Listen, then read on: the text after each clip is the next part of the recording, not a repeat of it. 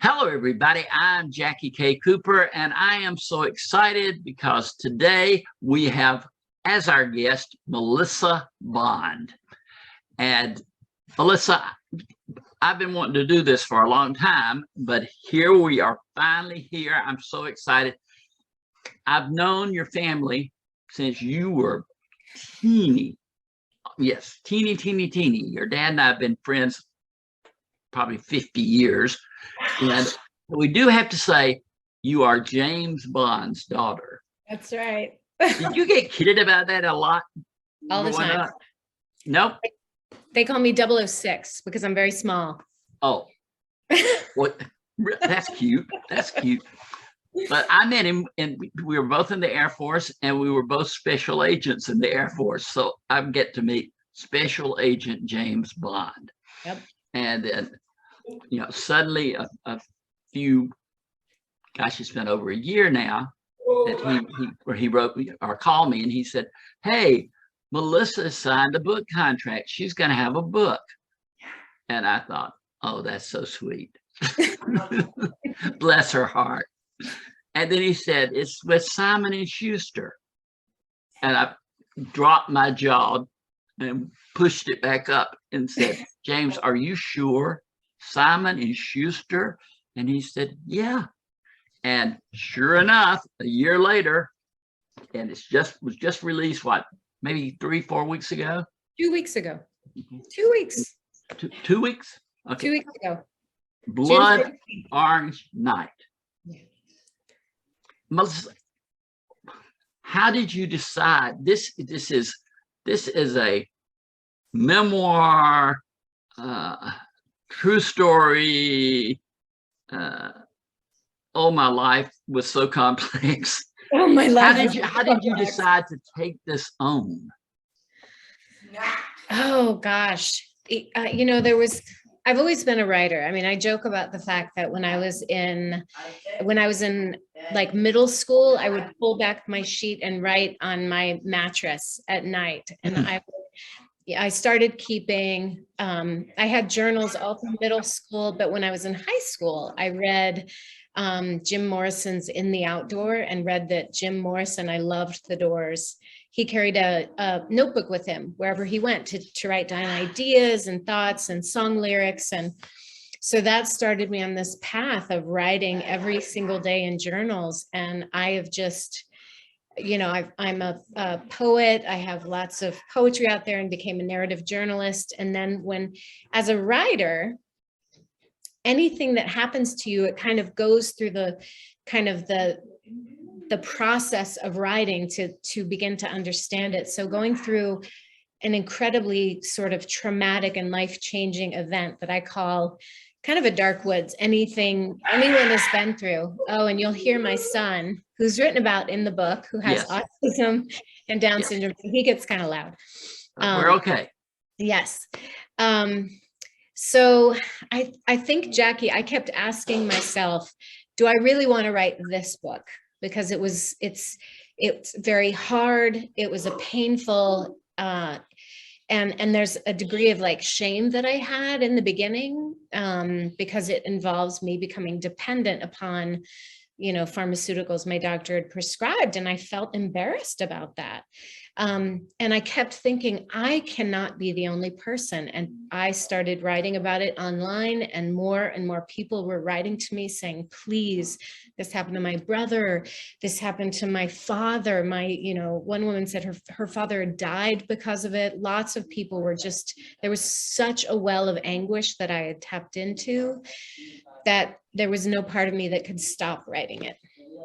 I think one of the amazing things when I started reading the book was understanding that this was not a person who went out looking for a high. Right. This was a person who was at a point in her life where she couldn't sleep. Mm-hmm. And every doctor I've ever talked to says, just like food, you've got to have sleep. You just can't exist without sleep. Right. And you were going through this period of insomnia, or whatever the terminology, correct time, but you couldn't sleep. I mean, in the book, you talk about, I maybe got a half hour one night, or an hour another night or whatever. Yeah. That must be horrible, Melissa. It must just be. Did you ever figure out why you couldn't sleep? What, it's funny because anybody who has been through insomnia of any kind, even if it's like just a couple of hours in the middle of the night, it feels, it's so disorienting and so completely shifts how you feel the next day. And there's this kind of fear that comes up the next day. There's this like panic that starts to gather like a wave, of like, oh, am I going to sleep tonight, or am I going to have insomnia? And when you have huge expanses of sleeplessness, so for me, I would watch the clock and it would be 9 and 10 and 11 and 12 and 1 and 2. And I would think, oh my God, I've got two infants, basically, one with special needs. And what I would say at the time, the doctor that I consulted with said that they had seen in my chemistry that I had an adrenal issue, and the get up and go, what is it, a hormone, cortisol, was surging at 9 p.m. And so I would feel that. But if you dig deeper, as I have in the past years, there was this whole like perfect storm of events that I think all conspired to render me sleepless. I had a marriage that was really unhappy, and really contributed to, I think, me feeling unsettled and unstable. I had a son with special needs. Being a parent was very new. I had a second child, and I had lost my beloved job and my identity as an artist. You were like dominoes. I mean, you just right. Right. I mean, in the book, I keep thinking, come on, something's got to give here, but it's not. One led to the next, to the next, to the next, to the next, to the next. Right. Right. And this is why it feels to me like it's not just my story, because it is, but so many people relate to having times of your life where you just get brought to your knees, and there's that question of like, am I going to survive? And if so, how? What do I draw on inside of myself? Like, who am I going to be when I get out of this? And to me, that's what the story's about. What amazed me about you, Melissa, in this book is you would go through these horrible cycles of insomnia or whatever, and then you would be like, but I was at the grocery store doing this and doing, and I'm thinking, how is she even putting one foot in front of the other? Yeah. But you kept going. It's like the Mother Courage, the more you loaded on her back, the stronger she pushes forward. Yeah. I think there are a couple of things there. I look back now and I think, oh my gosh, I don't know how I did it either. But one, becoming a mom to a boy with special needs, like there was a lot of really intense mama wolf energy that came into my body. As I look back, Jackie, I had so many bits of grace that happened when I was younger that I didn't realize helped me develop perseverance and determination and an ability to manage pain that I'd never really realized until maybe a year ago. And it was, I was diagnosed with epilepsy when I was 4. And I would have these very, very severe migraines that would last days and days and days. And my mom finally took me to a biofeedback specialist at Stanford University, and they taught me to manage the pain at age, gosh, I think it was like age 6 or 8. And so I had learned from some of the best minds at the time how to manage severe pain. And then I also trained as a gymnast when I was younger. So I had really developed this really intense kind of physical discipline. And I think those things, combined with being, a very, very devoted, in love with my children mother, all like brought out the beast in me. I mean, seriously, but when I'm reading this book, I know that you're alive and, Yes. living in Utah or whatever. But I'm thinking at some point, she's just going to say, this is it. I can't do it anymore. Yeah. And I think it is, you are ferocious in your love of your children. Yes. And that comes through in the book. I mean, that really does. But even that, Melissa, it's like, wait a minute, she just got knocked down. Just wait, they're winding up with another punch to see if it's going to be worse. Right. Right. Yeah. Yeah. There were many times, Jackie, I didn't know if I was going to make it. I really, it was one of those, like, each day at a time. And then it became each hour. And then sometimes it was just every minute. And the strategy that I use, that I talk about in the book was, I had also studied a lot of poets and a lot of philosophers in school, and they were like these touch points for me that I would hold close of, how do I survive when everything around me and everything I know is falling apart? I would look to the philosophers and I would look to the poets, and there would be this belief that beauty, if I just could look beyond myself to something beautiful, I could hold the power of that and it would sustain this suffering body. It's amazing because every time, I won't say this right, but every person, it seemed, that you tried to depend on couldn't let you depend on them. Your mother had financial limitations that restricted her and other things. Your marriage, like you said, was going south. One instance, I know that a friend was going to come in and help you, and her son was in a car wreck or something. Right. Every time you put your hand out, they weren't there. Right. And that's just heartbreaking to me because you keep reaching out.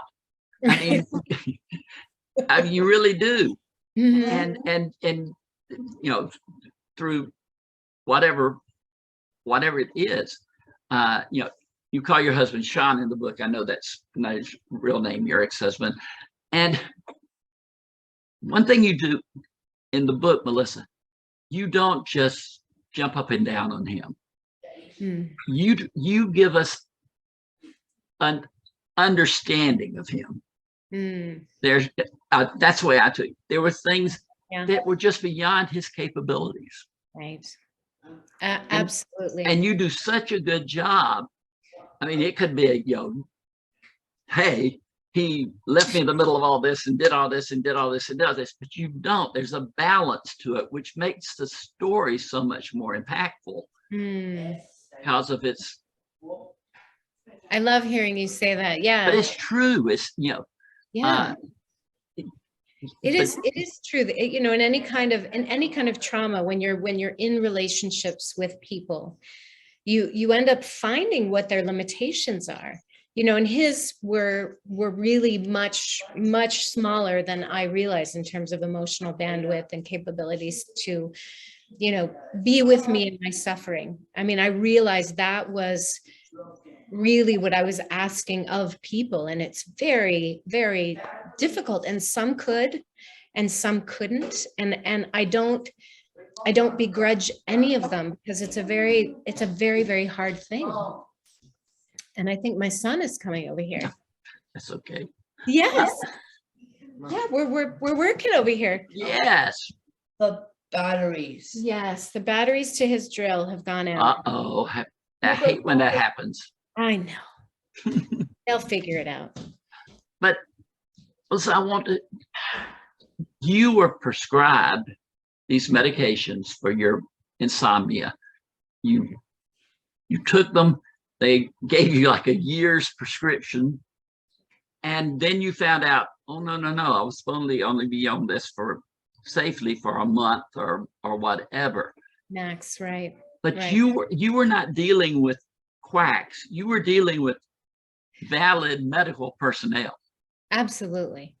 Yeah. And the thing that was so remarkable to me, Jackie, is You know, I had thought, okay, this is a doctor that unfortunately somehow, you know, I trusted a doctor who overprescribes. And so I actually did report him to the licensing agency that was available to me in Utah.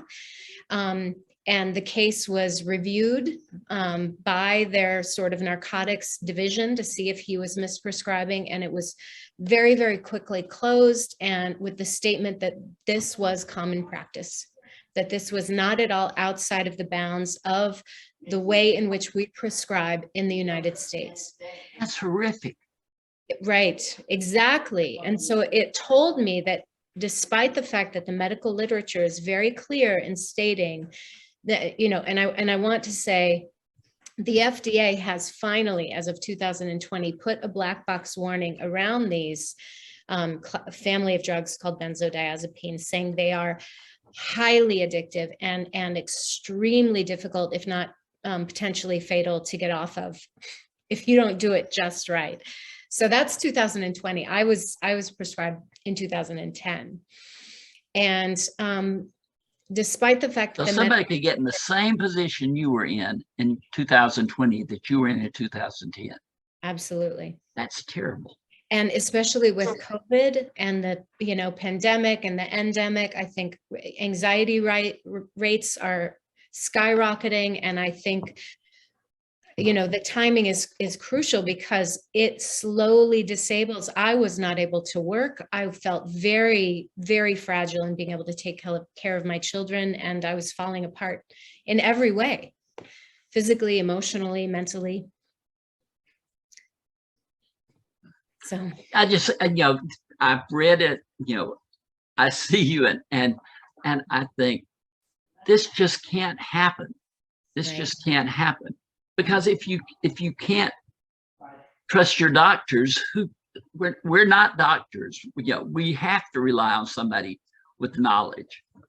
And it's so tricky because it really showed me the foul, you know, there are many points of failure in our medical system, and there are many things that are amazing, but I see our medical system as really focused on emergency medicine and focused on symptom relief. But we don't look long-term, we don't look holistically. We know this, and yet the money that's to be made a lot of time kind of pushes things in a direction that go against what is actually best for the patient. So it's very tricky. A lot of doctors really, they can't keep up with the number of medicines that are coming out all the time. So many doctors have no idea. They haven't had a chance to review all of the medical literature, and they just, you know, go kind of on what's common practice. And the other thing is to say that these are medicines that are prescribed predominantly by general practitioners.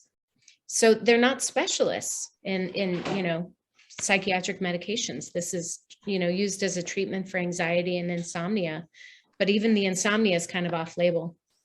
But Melissa, what would you say to a person who's maybe watching this, who is going through insomnia and the only relief they can get is the doctor prescribing medications?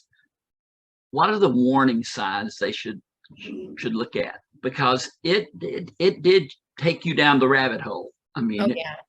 it All all the way. It's so great to see you and looking so great, and but you did. I mean, this book describes it.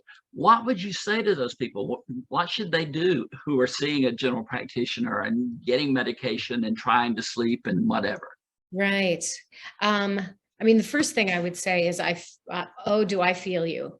I mean, my gosh, the pressures that we have, especially right now, you know, especially if you have a family and just trying to keep a job, trying to make sure your bills are paid, making sure your family structure is stable. It is incredibly difficult. And if you add insomnia on top of that, the desire to just, you know, sleep is so strong. And I would say, there are, I think of a lot of the medications that we have as tools in a toolbox.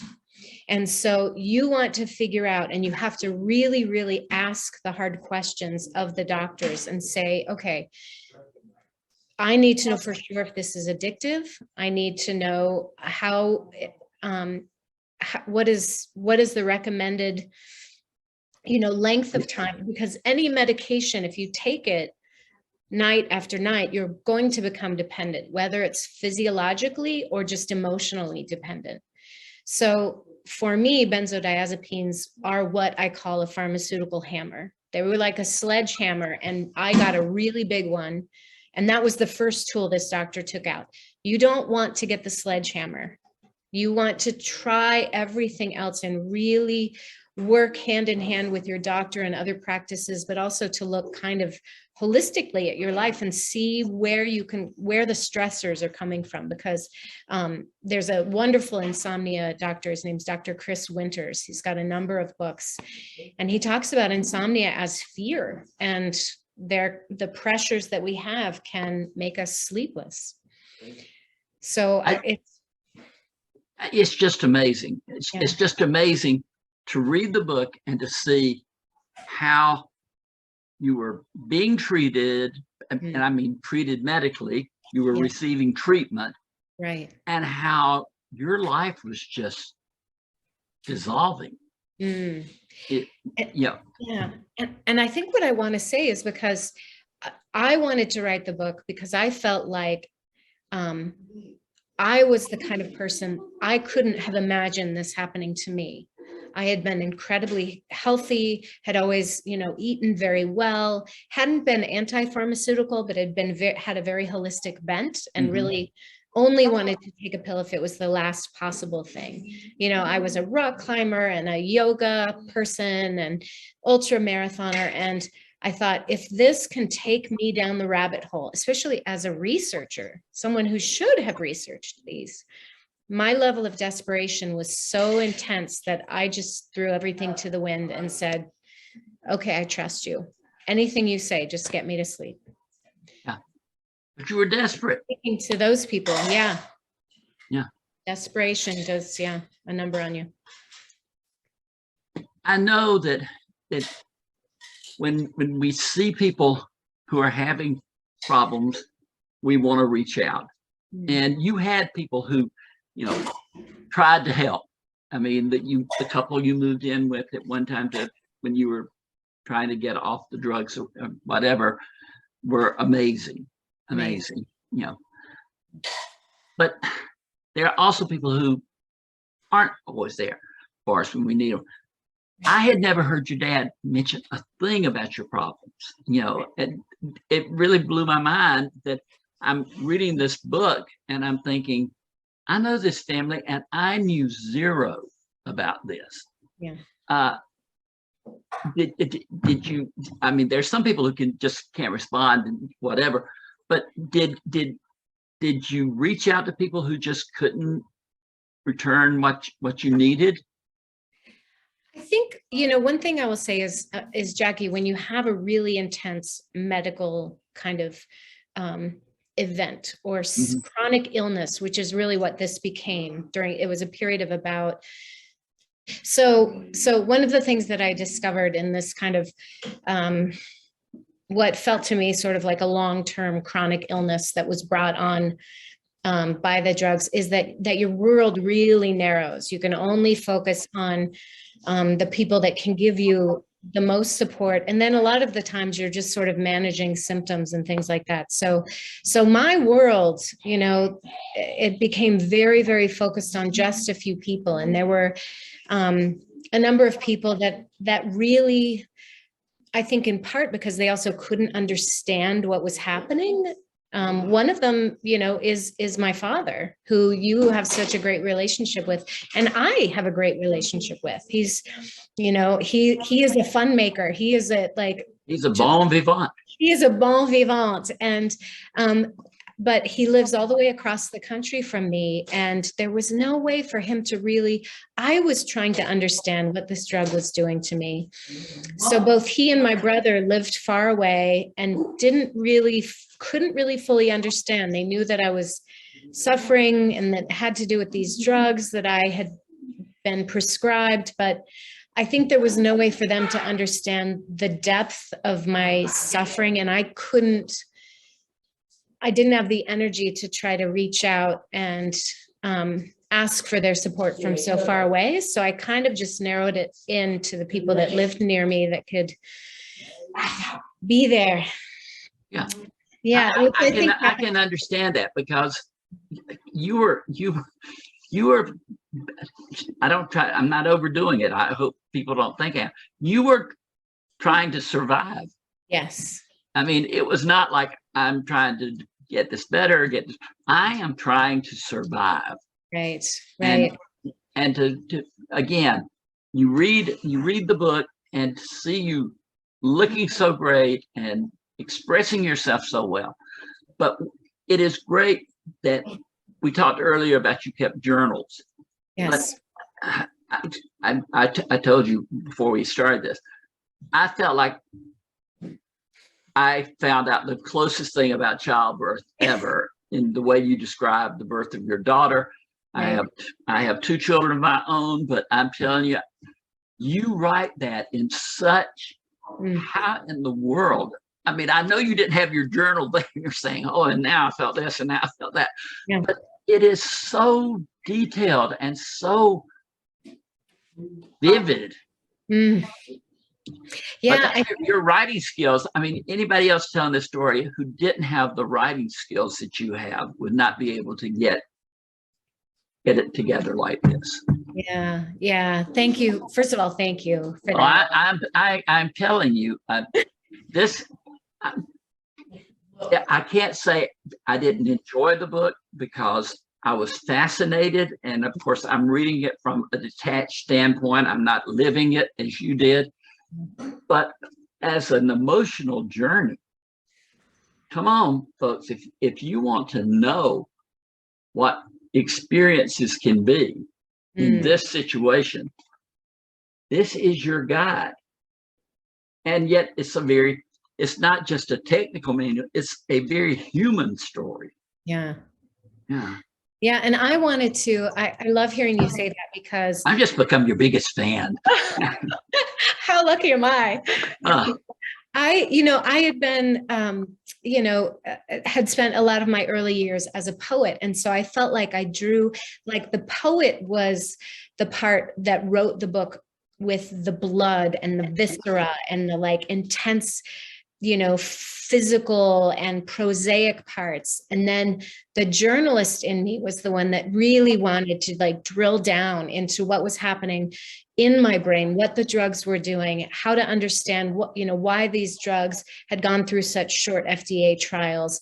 So I really felt like I wanted to balance those two parts, so people got both enough factual knowledge to really be cautious and to understand that we really do have the facts to support our understanding that these are pretty dangerous and should be used with extreme caution, but also have the poet's sensibility so people could feel it. Because I think telling that story and telling it in a way that people come along with you, and they do, that can go farther. That was my hope, was that would really, if people felt it, it would be much different than just reading about it intellectually. I've got to wrap this up, but they're also, Melissa, you have a keen sense of humor. And there's one part in the book that you're describing all this trauma and all this going on with you, and people are around you and they're not aware. And you said, and nobody sees that the cheese is slipping off the cracker. I laughed out loud when I read that. I thought, in the middle of all this, you could just see it, going, and you're standing there and everybody's saying, well, I went to the store today and you said, they couldn't see the cheese was slipping off the cracker. Losing my squash. I tell you, Melissa, I admire you so much for what you've survived, who you are, how you can write. I'm going to look forward to a lot more, not of this type, because I hope you have the most wonderful life possible. Oh, gosh. But I'm going to be looking for other things. Thank you so much, Jackie. Well, I thank mean- you. Thank you for writing this. It's going to help a lot of people. That's my hope. That is All my right. All right. Thank you Better so luck. much. All right. Great being with you. Bye-bye. Bye. And this has been Jackie K. Cooper interviewing the author of Blood Orange Night, Melissa Bond.